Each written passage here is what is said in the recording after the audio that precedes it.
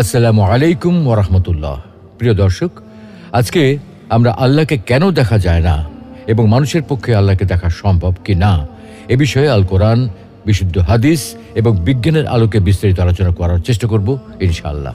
প্রিয় দর্শক, আল্লাহ তাআলার দিদার প্রতিটি মুমিনের চির আকাঙ্ক্ষার বিষয়। সবাই আমরা সচক্ষে আল্লাহকে দেখতে চাই।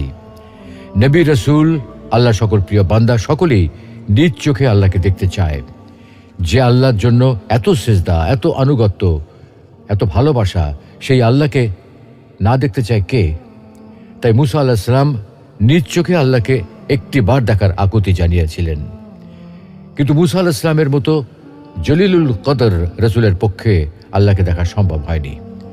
আমাদের প্রিয় নবী মুহাম্মদ সাল্লাল্লাহু আলাইহি ওয়াসাল্লামের অন্তরেও আল্লাহকে দেখার ভীষণ আকুতি ছিল, কিন্তু সাইয়্যিদুল আম্বিয়ার পক্ষেও আল্লাহকে দেখা সম্ভব হয়নি।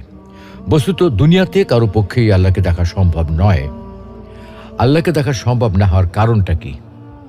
প্রিয় দর্শক, এই পৃথিবী এবং মহাবিশ্বে বাস্তবে যা কিছু আছে, যে সকল পদার্থ এবং শক্তি আছে, যেগুলোর অস্তিত্ব বাস্তবে বিদ্যমান আছে, আমরা কিন্তু সেগুলোর সব কিছু চোখে দেখি না।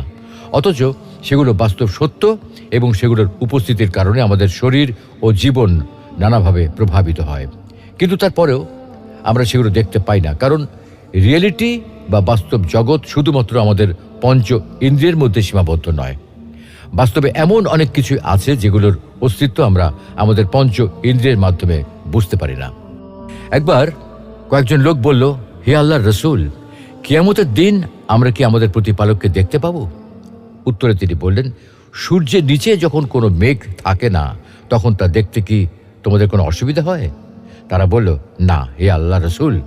তিনি বললেন, পূর্ণিমার চাঁদ যদি মেঘের আড়ালে না থাকে, তবে তা দেখতে কি তোমাদের কোনো অসুবিধা হয়? তারা বলল, না হে আল্লাহর রাসূল। তিনি বললেন, তোমরা অবশ্যই কিয়ামতের দিন আল্লাহকে ওইরূপ দেখতে পাবে। অতএব উপরোক্ত আয়াত ও হাদিস থেকে বোঝা যায়, আখিরাতে মুমিনরা সরাসরি আল্লাহকে দেখতে পাবে। পক্ষান্তরে কাফেররা এই নিয়ামত থেকে বঞ্চিত হবে। কাফেররা আখিরাতেও আল্লাহকে দেখতে পাবে না।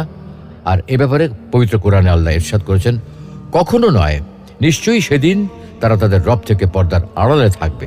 অর্থাৎ কাফেররা দুনিয়ায় যেমন আল্লাহকে দেখতে পাবে না, তেমনি আখিরাতেও তারা আল্লাহকে দেখতে পাবে না। সুপ্রিয় দর্শক, নিয়মিত গবেষণামূলক ইসলামিক ভিডিও পেতে আমাদের পেজে লাইক দিয়ে আমাদের সাথেই থাকুন।